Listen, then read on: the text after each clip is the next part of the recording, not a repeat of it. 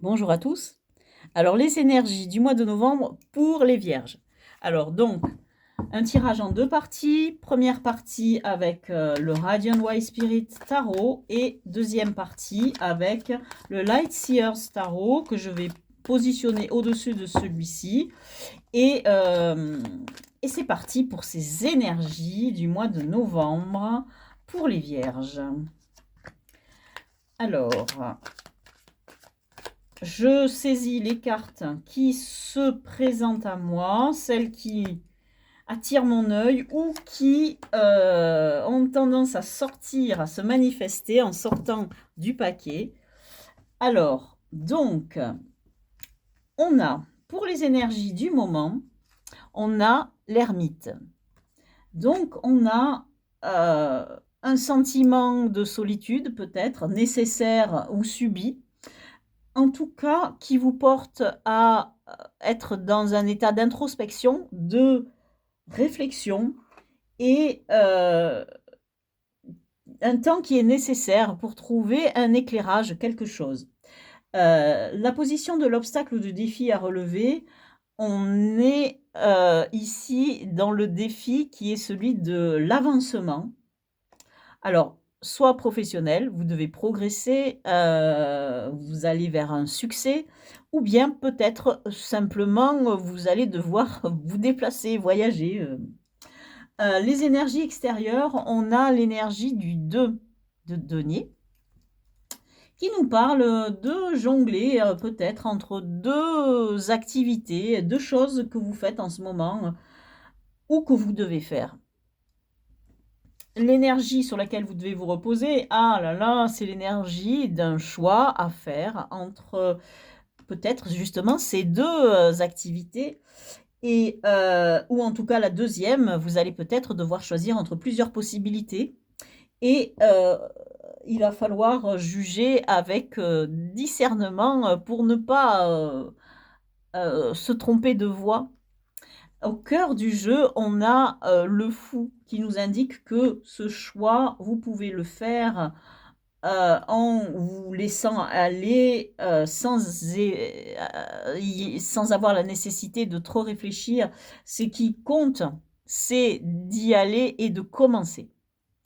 Dans votre vie sentimentale, affective, alors au niveau de votre couple, vos amis ou de votre famille, on a un 8 de coupe. Ce 8 de coupe nous parle d'un sentiment peut-être de ras-le-bol, la nécessité d'avancer, de laisser des choses derrière soi et surtout la quête de quelque chose de mieux, la quête d'un Graal, quelque chose qui vous manque et que vous voulez. Et donc, vous avez cette nécessité de partir, de lâcher quelque chose. Alors, est-ce qu'il y en a une histoire avec un déplacement possible? Je ne sais pas. Dans votre vie sociale, matérielle, liée à votre travail ou vos activités, on a le 7 de bâton. Le 7 de bâton nous parle d'une lutte que vous devez effectuer contre les autres. Et vos armes, c'est la protection de vos valeurs. Vous êtes en lutte, mais la chose qui vous compte le plus, c'est protéger vos acquis, protéger votre foyer, par exemple, mais surtout protéger vos valeurs. Dans votre vie intérieure, vous avez le pendu. Le pendu complète complètement l'ermite. Le pendu nous indique que vous êtes à un moment donné où justement vous n'avancez pas. Contrairement au chariot, le défi, c'est l'avancement, justement.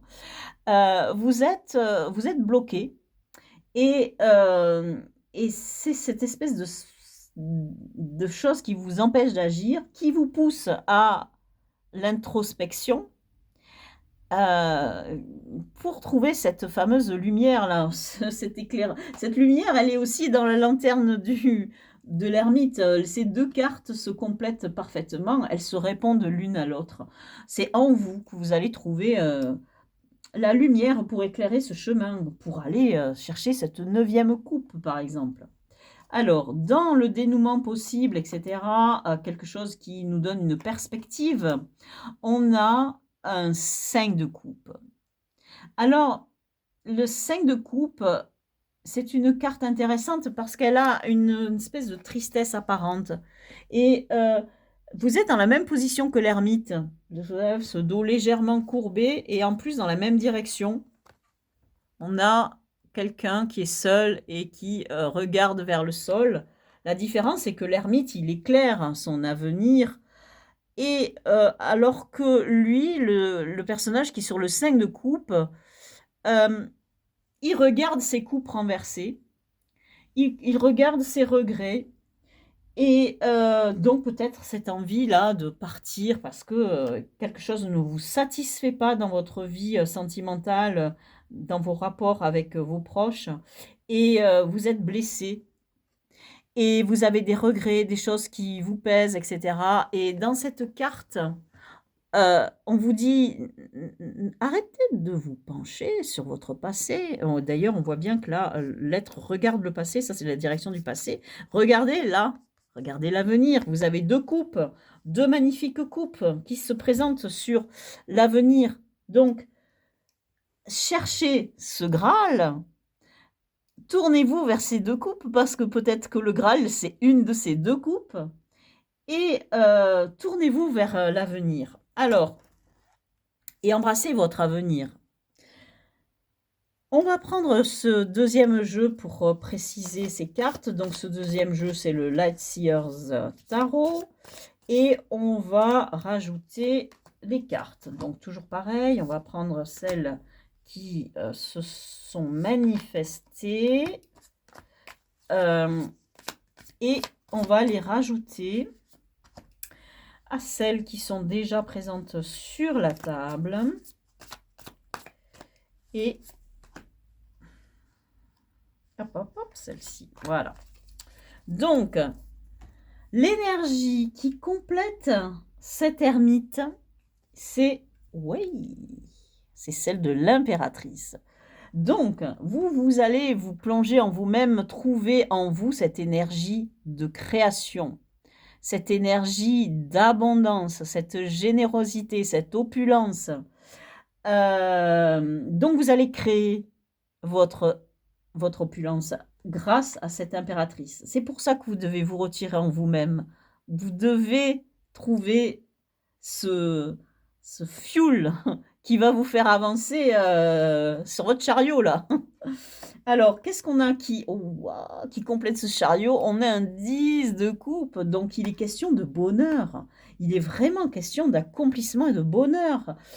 Donc, c'est un moment, assez crucial, qui est traversé, par des énergies vraiment qui vous poussent. On a sur ce 2 de denier, donc, le fait de jongler, peut-être entre 2 activités, on a le magicien et ce magicien nous dit: «Vous allez devoir choisir, votre, l'élément qui va diriger votre avenir entre, bah, les différentes suites, coupe, bâton, denier, épée. Vous allez choisir. Ce choix vous appartient. Mais, c'est une carte, très positive et il vous met en contact, avec, votre monde intérieur et aussi, peut-être, des énergies, des choses qui vont vous guider. Sur le choix, cette énergie sur laquelle vous devez vous reposer, qui est l'énergie d'un choix à faire, vous avez la force. Donc encore un arcane majeur qui est très important et qui parle de dominer, ses peurs. Vous allez prendre votre force, votre énergie en dominant vos peurs, en dominant vos instincts, en peut-être en cherchant un équilibre intérieur entre, votre côté animal et cérébral. C'est une très, très belle carte que cette carte de la force. Au cœur du jeu sur le fou, vous avez un autre fou. Donc on tirera une autre carte ici, hein, parce que, le jeu les 2 jeux insistent sur cette idée de vous laisser aller, hein, de ne pas trop réfléchir, hein, sur ça. Vous devez, avoir confiance. Alors je rajoute une autre carte parce que quand même il faut que j'ai un petit truc en plus et on a un roi de coupe qui nous parle d'être connecté à vos émotions, à vos sentiments Et c'est une magnifique carte que ce roi de coupe. Dans votre vie sentimentale, ah là là, sur ce fameux 10, pardon, sur ce fameux 8 de coupe qui nous dit: «Je pars, j'en peux plus, ça suffit, j'en ai ras-le-bol, je vais chercher le Graal» ou la perle rare, peu importe. Pourquoi? Parce que vous avez le sentiment d'être manipulé, parce que vous êtes peut-être en état de dépendance affective. Il y a quelque chose qui ne va pas, quelque chose de toxique. En tout cas, on a ici dans le défi à relever, c'est progresser, peut-être partir pour avoir ce bonheur. Et en tout cas, c'est ce que nous laisse entendre le jeu. Dans le travail, vous avez ce 7 de bâton qui nous parle de lutte, hein, et vous avez le 8 de pentacle qui nous parle de travail intense. Donc dans le travail, vous avez de quoi faire. Vous travaillez beaucoup, vous avez la nécessité de combattre pour imposer vos idées, vos valeurs. Dans votre vie intérieure sur le pendu, vous avez à nouveau cette carte du 7 de coupe, ce qui fait que décidément les jeux insistent sur cette idée, vous avez un choix à faire, vous avez un chemin, hein, vraiment, là on voit qu'il y a un flux d'eau qui traverse ces coupes, hein. Vous avez un chemin à créer pour arriver à cet état de roi de coupe, hein, de bonheur intérieur. Et